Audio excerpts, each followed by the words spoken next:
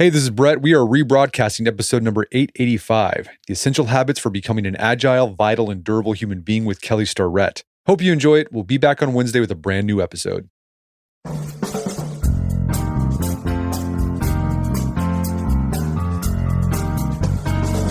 Brett McKay here, and welcome to another edition of the Art of Manliness podcast. Kelly Starrett, a doctor of physical therapy, has trained professional athletes, Olympians, and military special operators, helping them unlock peak performance. But as he approached his 50s, he started to see cracks appearing in the health of the folks around him. What had worked for his peers in their 20s and 30s wasn't working anymore. They were gaining weight, having surgeries, and just didn't feel good. So he and his wife and fellow trainer Juliet decided to write a book, Built to Move, the 10 essential habits to help you move freely and live fully, that took all they've learned from training elite performers and distilled it into the foundational practices that everyone at every age can use to develop lasting mobility, durability, and all-around health. Today on the show, Kelly unpacks some of those essential physical habits, sharing the vital signs, tests that will help you assess how you're doing in that area, as well as daily practices that will help you strengthen and improve that capacity.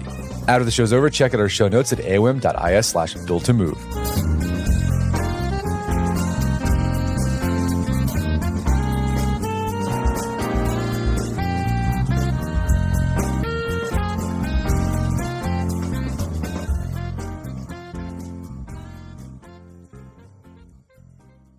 All right, Kelly Starrett, welcome back to the show.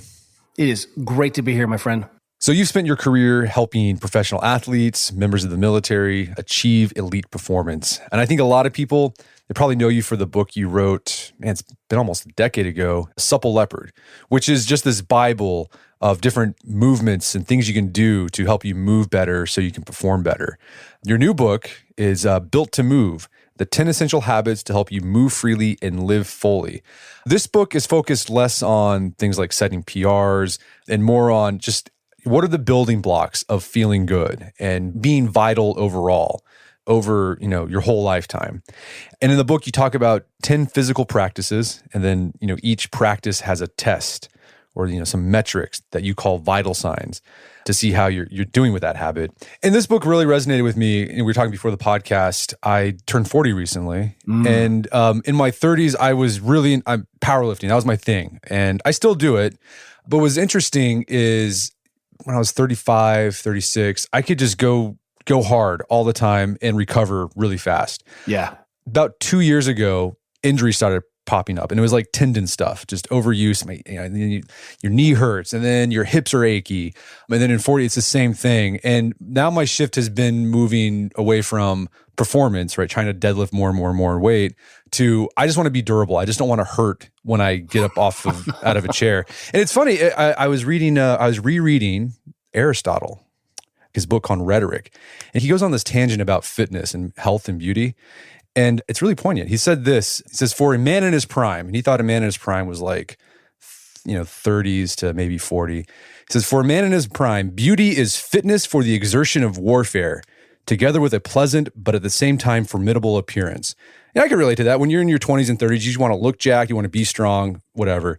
Then he says, for an old man, beauty and fitness is to be strong enough for such exertion as necessary and to be free from pain through escaping the ravages of old age. And that one, I resonate with Aristotle on that one. I want to be free from pain, but just strong enough to do what I got to do throughout the day.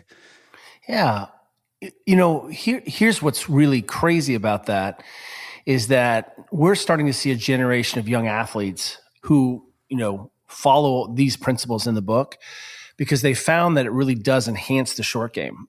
And what you're seeing is, and what we're appreciating now is that when we are working with young athletes who are making millions of dollars, they realize that if they can control their sleep and their minimum ranges of motion, some of these pieces in here, they actually can extend their careers. So it means a lot of money to them. And then what ends up happening is that universally, the athletes we work with actually realize they can go harder and they're actually capable of more. And remember, this is a laboratory. So what I'm transferring that to myself now is, you mean I can get to Friday night and feel like I'm not just smoked, that in the afternoons I can get home from my job and actually be more present for my partner and my kids? okay, I'm in. When my friends say, hey, we're going for a pickup bike ride or basketball game, I feel like I'm not going to injure myself to do that. So these 10 behaviors, we chose these 10 because they're the hinges that open the biggest doors.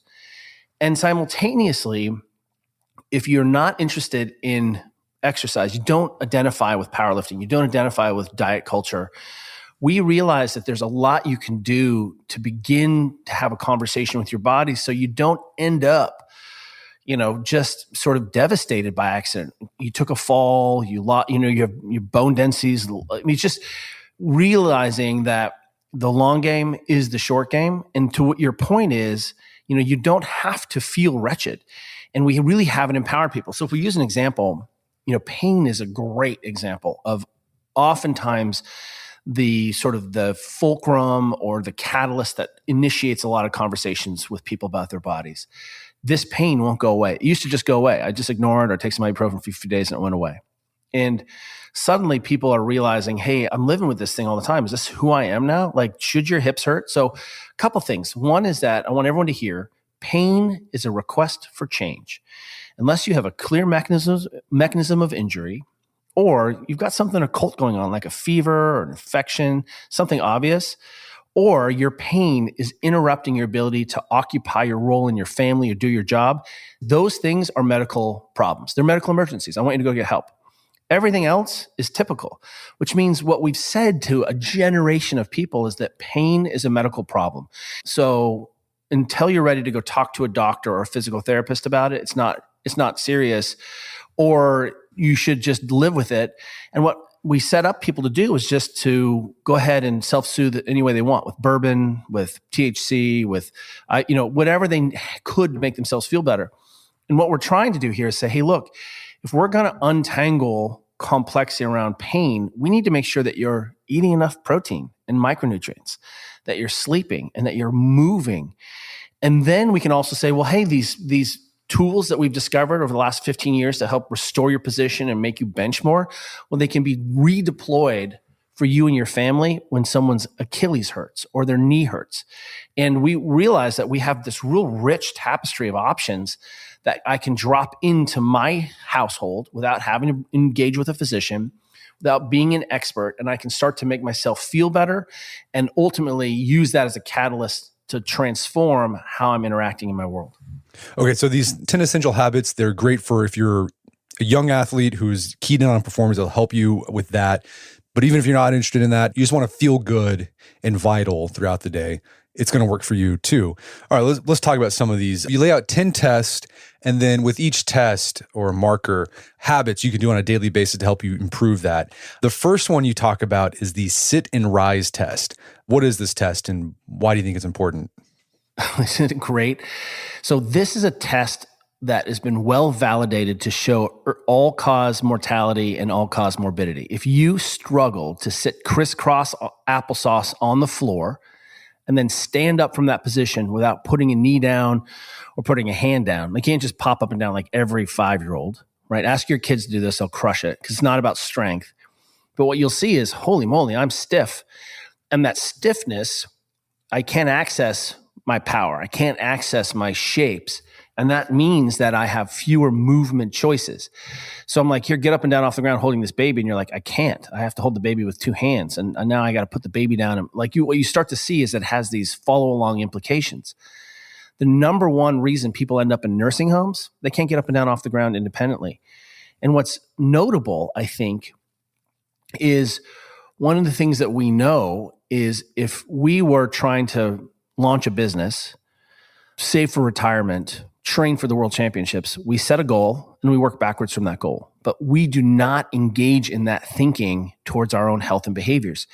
So if we know that we have this simple idea that really is a nice predictor of how you're going to fare as you get older and stiffer and weaker, theoretically, none of those things have to be true, by the way, then why don't we, one, put it on your radar and show you that, hey, if you got it, no problem, good, keep doing what you're doing. But if this was trickier than you thought, or you couldn't do it, let's pay attention to that, because the first order of business for all of our interventions is exposure. So the first thing that we're saying is if you're struggling to get up and down off the ground, well, what we want you to do is start spending some time on the ground while you're watching TV every night. Isn't that simple and reasonable? Sit cross-legged, sit 90-90, kneel, it doesn't matter. But if we know that getting up and off the ground ends up being a nice predictor of how well and fluently you can move through the world because you have more hip range of motion, you can play better pickleball, you can deadlift better, what you'll see is if your lifestyle is working for you, you'll ace this test. If your lifestyle is introducing what we call a session cost, which is a concept we use when we're looking at how gnarly the session was the day before. So you and I go and do some crazy deadlift workout, and the next day I'm crippled and you're not. I paid a higher session cost for that, right? My force was down, things hurt, I couldn't do it again. Well, we can start applying that session cost idea towards what's going on with my day-to-day living, my movement fluency, the workouts I'm doing, and is that costing me in terms of this sort of third-party validation test, which is, show me you have some hip range motion. Yeah. Okay. So you lay out the test. It's really simple. So everyone can do this right now. They're listening to us. You just sit on the floor and then get up off the floor. And what you do, cross-legged. Yeah. Cross-legged. Right. And you start off, you give yourself a score of 10, and then you subtract a point if you do one of the following: brace yourself with your hand or the wall, place a hand on the ground, touching your knee to the floor, supporting yourself on the side of your legs, losing your balance. And if you do that, you subtract. If you have a low score, it means like, well, you got room for improvement. That's right. And that's the right word. Yeah. You got room for improvement. It's not bad. No. You got room for improvement. I think that's a good point you made about, most people go to nursing homes because they can't get up off the ground, right? Because like as soon as you can't move independently, you're going to need 24/7 support care there. And it just usually starts going downhill from there. And you hear about, when you hear about like an elderly person, they fall down, they break a hip, you think, oh man, this is bad. They're probably not going to be around much longer. Not to be macabre here, but one of the greatest predictors of the gnarliest things that can happen to you is to break a hip after 70. Yeah. Like the research is like you die within 5. It's so bad. And you have to understand exactly what you're saying. I suddenly lost my mobility. I can't feed myself. I can't move. I'm bedridden. I lose my muscle mass. I lose my conditioning. I lose my bone density. And then my brain starts to go and my social connections start to go. One of the things that we're, I think, obsessed with in this culture is like all the hard science, like deadlift more, wattage, poundage, but all of the ancillary things that happen by being in a community start to go away if your world gets smaller.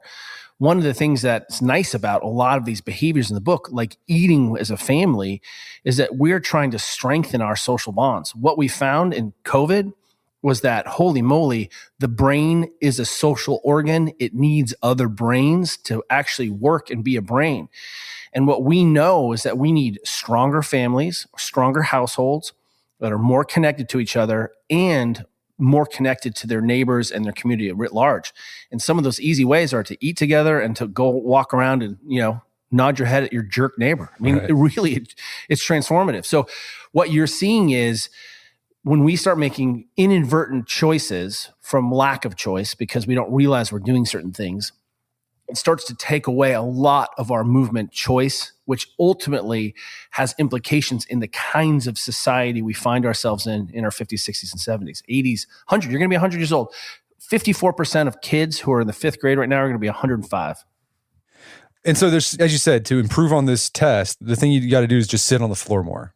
And there's no... That'd be a great start. Yeah, right? And there's no specific way you have to sit. You do crisscross applesauce. My favorite one is the 90-90 sitting, where you kind of put your hips to the side. That feels really good. Yeah, you're working on internal rotation there. And, there's a great writer, osteopath, I think, and his name is Philip Beach, and he wrote a book called Muscles and Meridians. And it really is like functional embryology. Just, I just want to throw it out there because I'm a physio and I had to have a bunch of embryology. And if I'd had this book, I would have been stoked on it. I would have understood it more effectively. But he believes that one of the ways the body tunes itself is that we spend time on the floor. It actually opens up our pelvic floors. It restores motion in your low back. It loads tissues. It loads your hamstrings. It keeps your hip range of motion good, so you have more movement choice. It's one of the ways that our bodies have engaged with the environment for 2.5 million years. Look, I live in a cool mid-century modern house. I love it. But we have to appreciate that just a few, 100 years ago, we did a lot more sitting on the ground, toileting on the ground, eating on the ground, building fires and hanging on the ground. So it's almost like we know intuitively that, okay, if this is one of the things that actually helps the body work better, well, it's pretty easy for you to watch TV at night and sit on the ground for 30 minutes. Just sit on the ground for a little bit. And you'll see that you're like, oh, there's my roller. Maybe I'll roll my calves out. But exposing yourself to these bigger ranges of motion and fidgeting around, you'll see aggregates. And we start to stack these behaviors. These behaviors start to compound. And if you get 30 minutes of sitting on the ground 7 days a week, you're starting to spend a lot of time in these fundamental positions that do things like improve your squat, improve your ability to run up the hill, right? Make your back feel better, make your knees feel better, et cetera, et cetera. All right, let's talk about the next vital sign, which is breathing. When you have an assessment, the breathe pull test, what's going on there? That body oxygen level test. So I think breathing's had its moment, right? It's, Wim Hof gets everyone going, Laird Hamilton. We have Patrick McCune of Oxygen Advantage. There's so many great systems. And it's not like the yogis have been talking about this forever. But what we discovered was there was a lot of low-hanging fruit in terms of improving people's VO2 max and mechanical ventilation. So this is why this matters. If you come to me as a physical therapist, you're like, Kelly, I have back pain. There's 3 things we're going to talk about day one, no matter what. We're going to talk about your sleep. Because if you're not sleeping that 8 hours, it's really difficult for me to figure out, is it your brain or is it your body? What's happening here? Number 2, I'm going to make you walk a lot because I need you to decongest your system. Your lymphatic system, which is the sewage of your body, is built into your musculature. And if you move your musculature, you move your sewers. If you don't move your musculature, the drains block up. And if you've ever seen a gross sink, that's your body if you don't move, that backed up sink. You have to flush that stuff, and that's all done through movement. So moving, and then we're going to talk about breathing. And what we're going to see is if the first motion of the trunk, everyone is obsessed with, it's okay to round your back when you deadlift. Of course, your spine's supposed to flex and rotate and twist. But the first movement of the spine is breathing. And what we find is that it's a nice indicator of sort of vitality in terms of you can find positions that allow you to ventilate more, so it improves your VO2 max. But breathing more effectively does things like opens up your upper back so you can put your arms over your head, makes your low back feel better, allows you to create more intra-abdominal pressure when you lift. And as we found out in the last 10 years of really monkeying with breathing, that when we got people more CO2 tolerant, which is what the body oxygen level test does, it allows people to access more hemoglobin. So one of the things we found, believe it or not, is that people who had COVID and smoked, that was a bad deal to have those things, but they were more comfortable with lower body oxygen levels in their body. And the reason is that they were smoking so much that their CO2 levels were really high and had set their brains at being very comfortable with these lower oxygen levels. Obviously, that's a problem if you can't breathe. But from a performance standpoint, what we found is people whose brains were more comfortable running higher CO2 levels, those people are actually able to strip off more oxygen off the hemoglobin. So the body oxygen level test is just a simple way of you being aware of how good you are at utilizing what's available to you. And so you just hold your breath for as long as you can. You want to, I guess you aim for 30 to 40 seconds. You exhale. Okay, exhale. Then just take a breath, exhale, and then see how long you can go. Because it turns out you've got plenty of oxygen on board to hold your breath for 2 minutes, 3 minutes, 4 minutes, 5 minutes. What you don't have is a brain that is going to tolerate the skyrocketing CO2 levels. So your drive to breathe is actually the rising CO2 level. And what we find is now, because we've been doing this long enough with our athletes, is that now we're seeing athletes be able to breathe nose only, push 90% of their max heart rate. They're much more efficient. They don't have to burn the sugar. But also what we find is, man, if we're going to talk about your neck pain and your jaw pain, we need to talk about your breathing and getting you to breathe through your nose, getting you to not breathe only up in your neck like you're, being chased by Cocaine Bear. Those things really end up making a difference in terms of how your brain perceives you in your environment and the effectiveness of not yanking on your neck every single time you take a breath. So, imagine this. you're on the Peloton bike and you're around it and you want to go faster, if I say get into a position where you can take a bigger breath, you'll automatically organize your body in a way where you have better access to your ventilation and better access to your diaphragm. And those shapes can be applied to work, to holding my kid, to rucking, to whatever I want to do. And yeah, the practice that you recommend, you just said it there, just start breathing through your nose only throughout the day. That's one of the practices, super simple. Tape your mouth shut at night. That's become very common. But we also have some breathing drills you can do. And here's one of the things that I want people to understand is that I think we've become habituated to thinking about all of our health behaviors have to occur in these 1 hour blocks. That's weird. No one has time to go to a 1 hour balance class or 1 hour breathing class or 1 hour mobility class. If you do anything, I want you to go to the gym. I want you to go to your garage and lift heavy weights. That's what I want you to do. But I want you to bury and hide the reps and everything else. So we do a lot of this breathing stuff on our warm-ups, on our daily walks, while we're spinning up on the bike. It's so easy to integrate these things into your life. So the next vital sign is about your hips. And this one really spoke to me because my hips have been really achy lately. And so the assessment you have for this is the couch stretch. So tell us about this test and what is the couch stretch? You know, if you had to pin me down and say, Kelly, what is the one thing I should do from the one mobilization?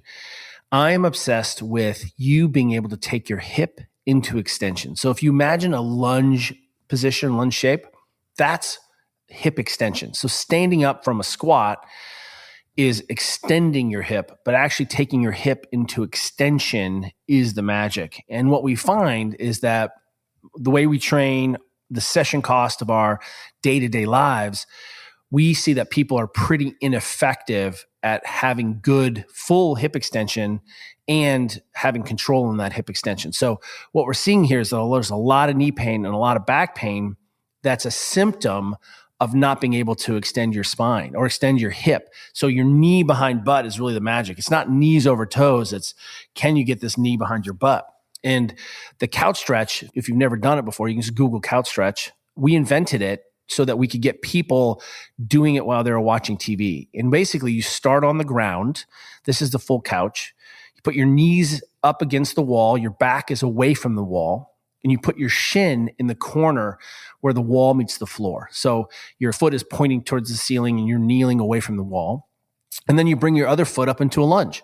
So it looks like sort of an exaggerated run shape, except your leg is bent up. Then I want you to do is squeeze your butt, take 5 breaths. Can you raise yourself higher, get yourself more torso upright? Take 5 breaths and squeeze your butt. And then ultimately, can you go straight up and down? And what we find is people really struggle because their quads are so stiff, hip is so stiff, their butts turn off. That's one of the reasons now why you're running and it's wobbling your back and your hamstrings are stiff all the time because they're doing all the work that your glutes should be doing. So if we can get people to improve this, it's amazing how many things start to feel better. And then the daily practice for that test, you just do the test. Like you just do the couch stretch every day. You could. We also throw in some isometrics, show you where you can spend some time the end of your day or during the day, just put your hip into extension a little bit, while you're washing dishes, while you're hanging out, squeeze your butt, just do some isometrics, hold that for 30 seconds. We also realize that this is a great place to do some soft tissue mobilization. So you can get on the ground while you're watching TV, roll out your quads, roll out your hips, and you'll see that those systems start to improve. We're going to take a quick break for a word from our sponsors.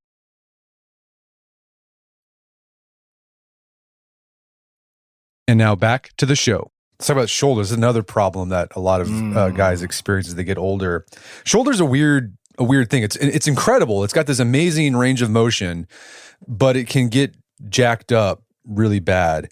What are the most common shoulder problems you see in the regular Joe athletes you come across? Well, what's interesting is think about it this way. You have the brain, which is the most complex structure in the known universe. Seriously, it is attached to a structure that is equally as sophisticated. So this brain body thing we're walking around in is the most extraordinary structure in the known universe. And your shoulder, let's just start by saying, is designed to last 100 years easily. So when you suddenly throw an error signal and your shoulder hurts, we want you to understand that, that's not typical. It's a request for change. Well, what change are we talking about?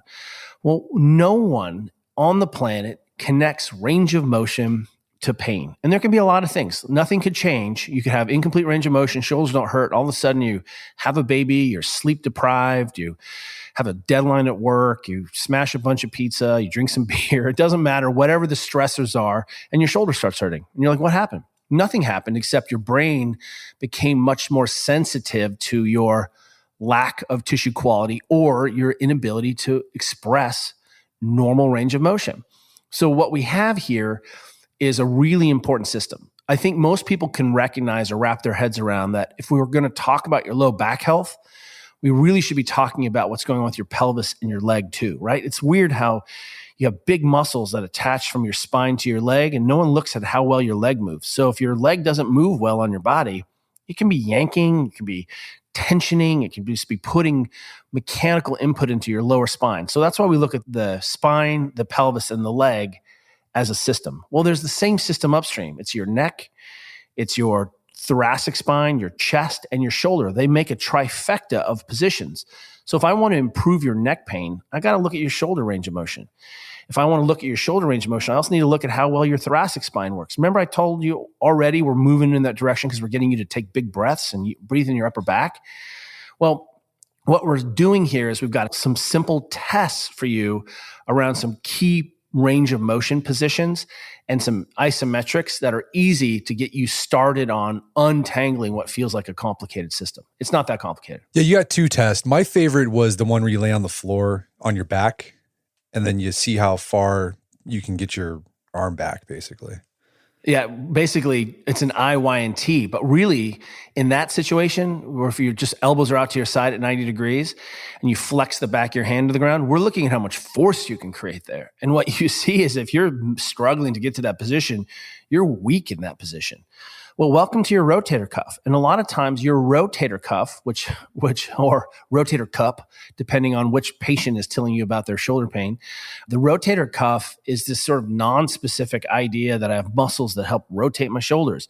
Well, we look at a lot of rotation capacity with our athletes. And what we see is that when you lack fundamental range of motion in your body, specifically in your shoulders, can't put my arms over my head, can't, achieve some of these fundamental shapes, your force production starts to go down, which means that when you approach some of these positions at high speed, like playing golf, that can be a problem because you see a lot of inhibited musculature, a lot of force production that gets taken away, and now you're just hanging on your tissues.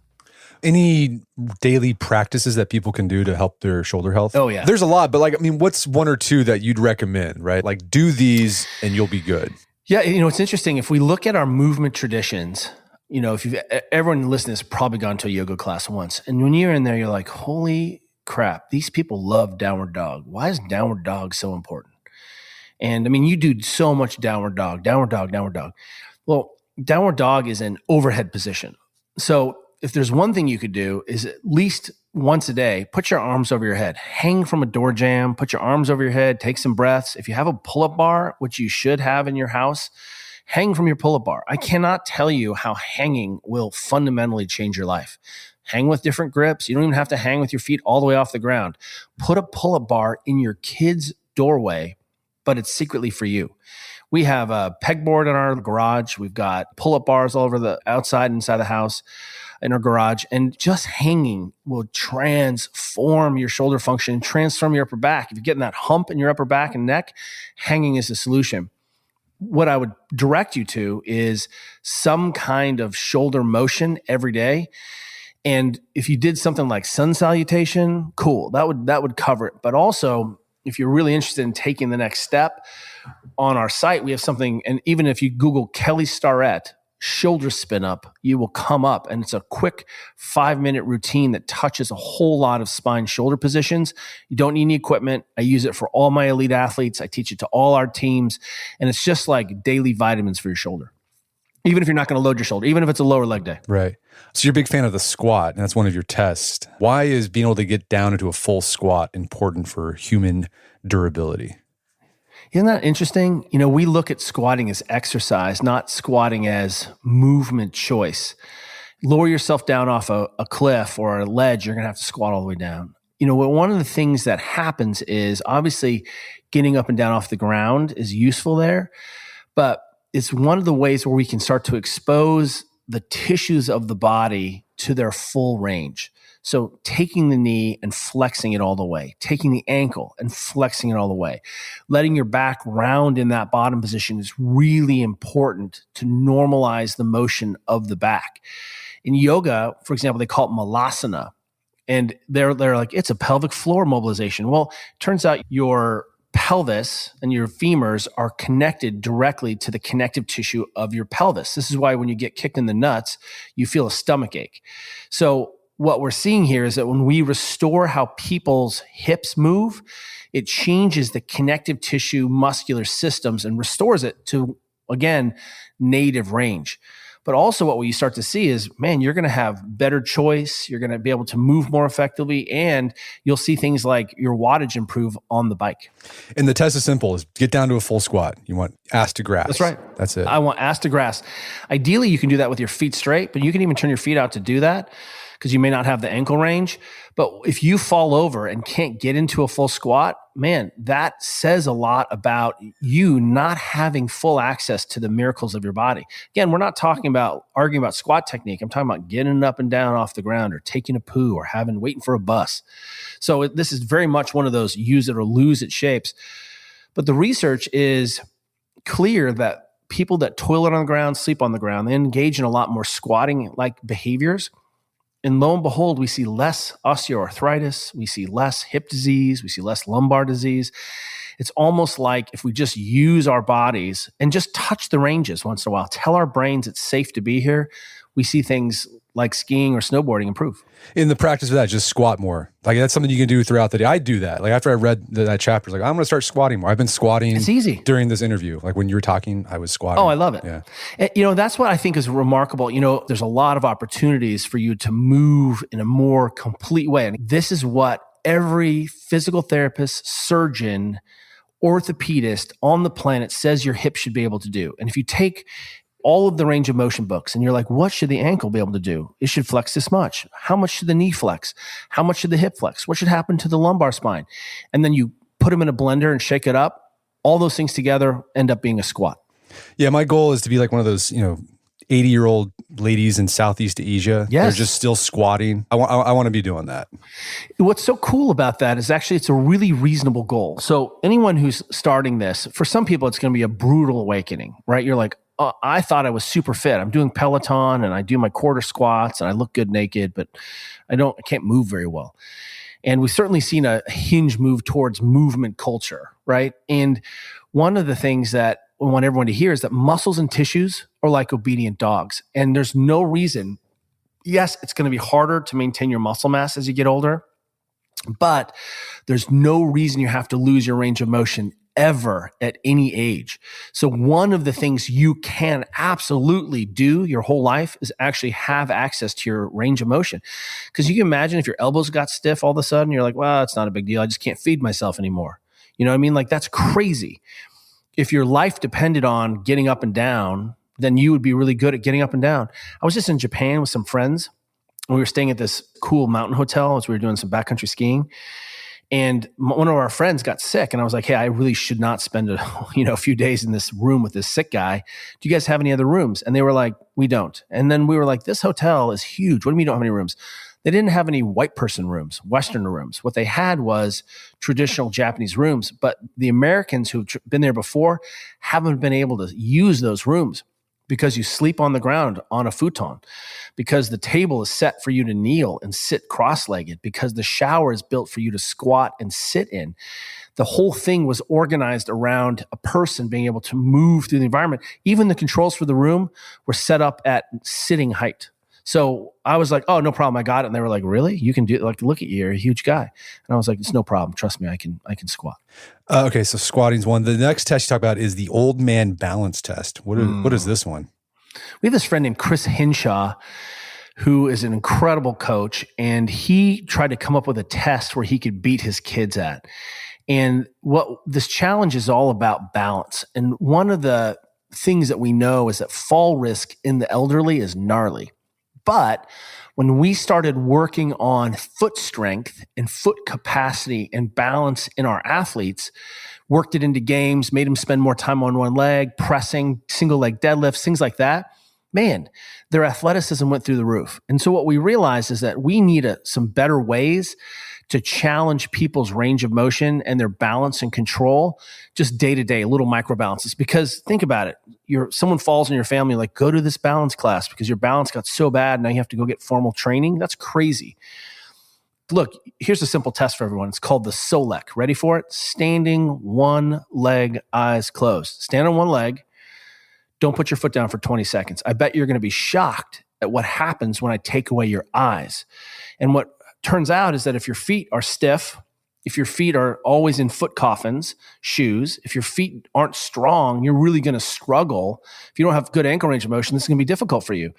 And what we're trying to do is just bring this awareness of balance and play should be happening in sports. So if you're riding mountain bikes and playing soccer and pickleball and you're moving your body, chances are this is going to not be a problem for you. But for a lot of people who are not doing those things, you're going to be shocked at how bad your balance is, and it's only going to get worse unless we play with it. So the old man balance test is really simple.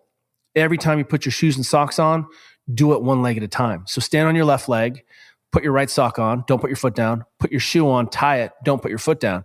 You're going to have to reach down and grab it. You're going to have to balance. And so every single time you put your shoes and socks on, you can practice a little bit of 1 or 2 minutes of balance, and I guarantee it's going to kick your butt.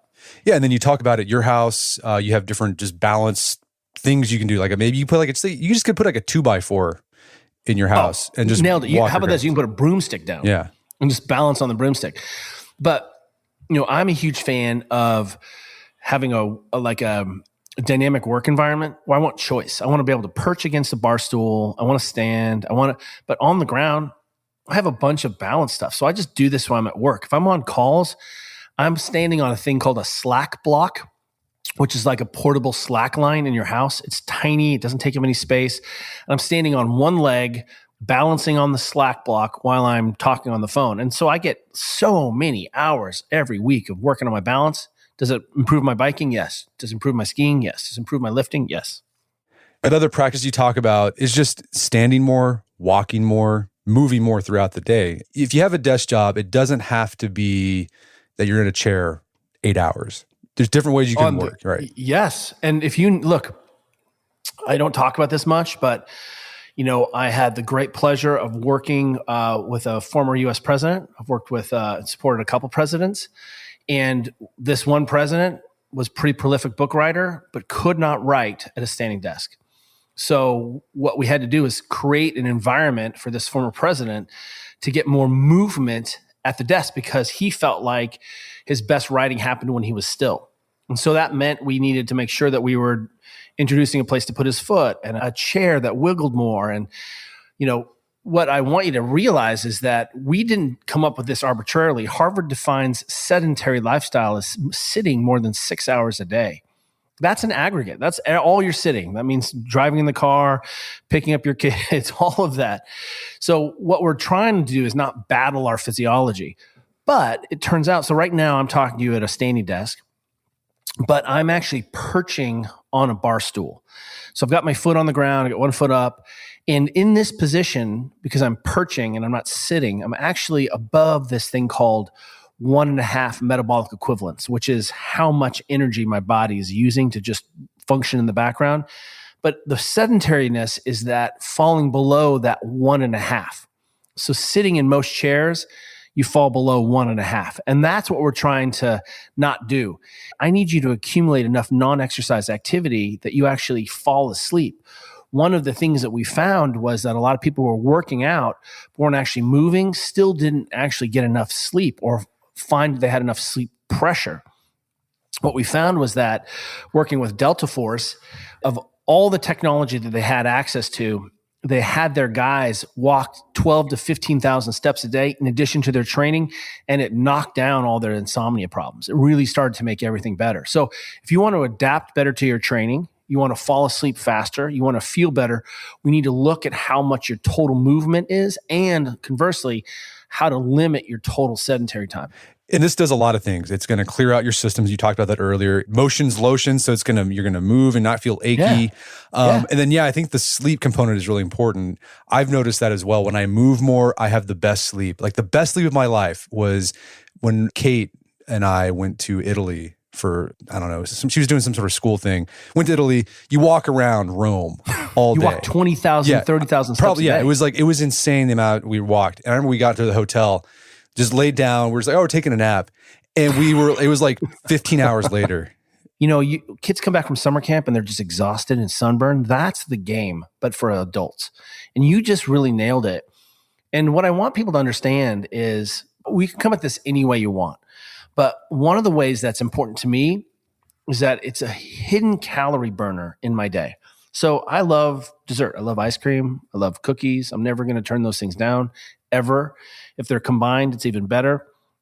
But when we wrote Deskbound, my wife found a little little calculator. And if she just stood and didn't sit just during her workday, in the course of a year, it was 100,000 calories. I outweigh her by almost 100 pounds. That's 170,000 extra calories I burn every year. That's like 35 marathons. And all I have to do is just not sit while I'm working. I'm talking about perching, fidget, mess around, walk a little bit.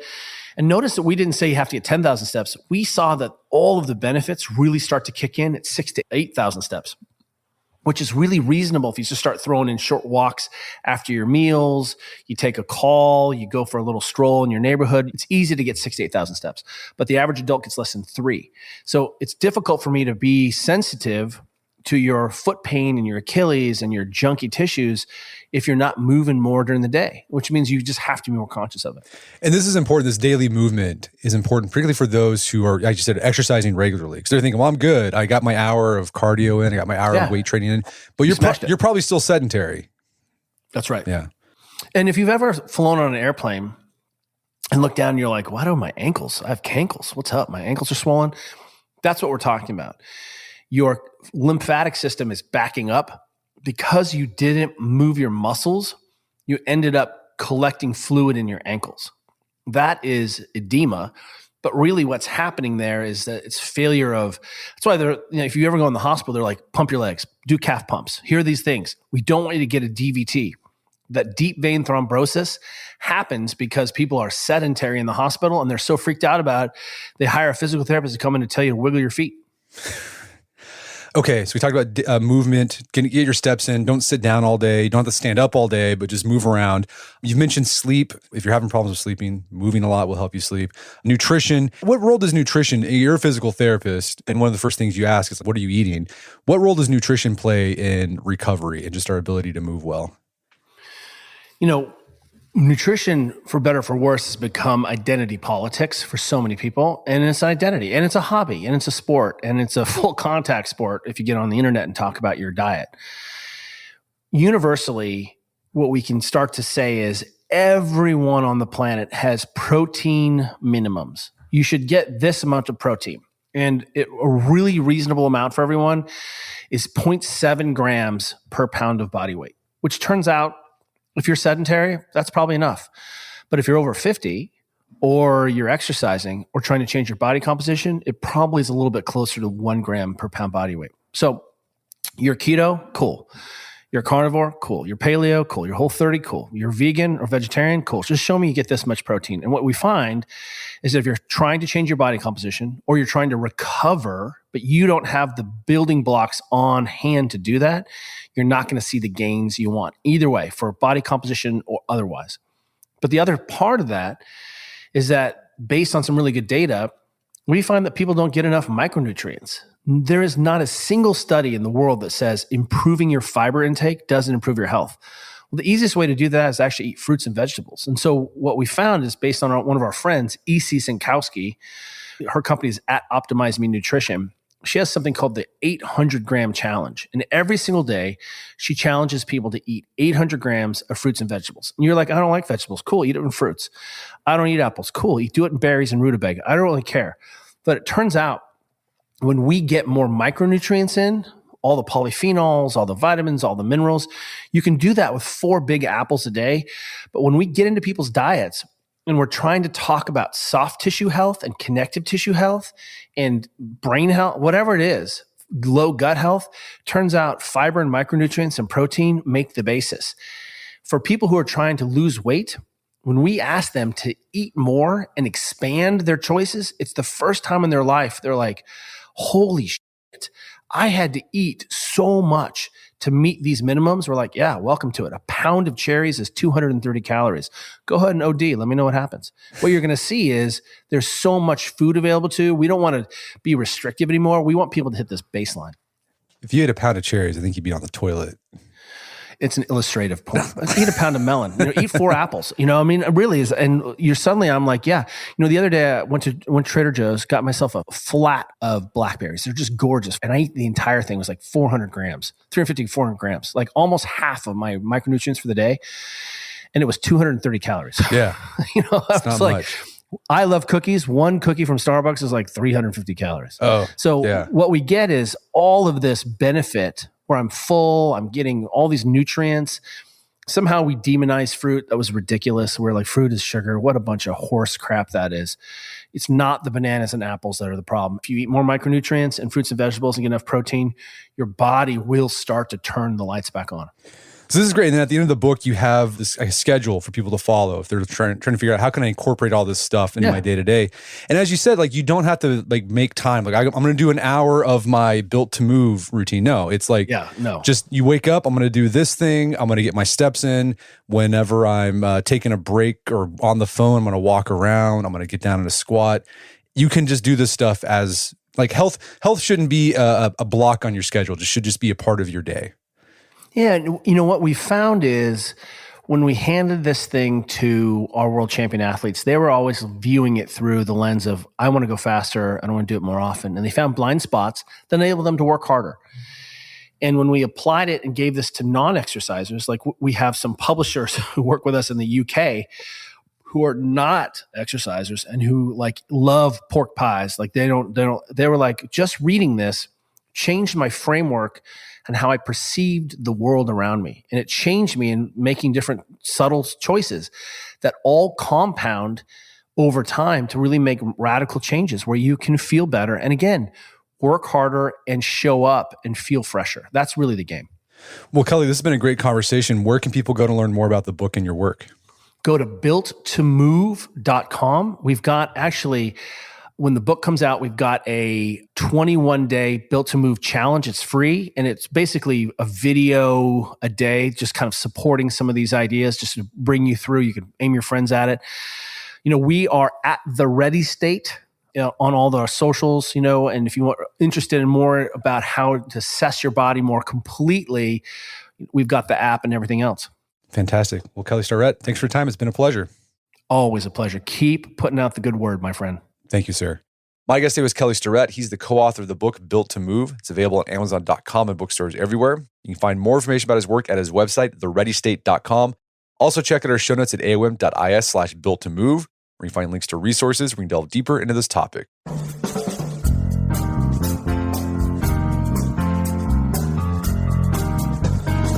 Well, that wraps up another edition of the AOM podcast. Make sure to check out our website at artofmanliness.com, where you find our podcast archives, as well as thousands of articles written over the years about pretty much anything you can think of. And if you'd like to enjoy ad-free episodes of the AOM podcast, you can do so on Stitcher Premium. Head over to stitcherpremium.com, sign up, use code Manliness at checkout for a free month trial.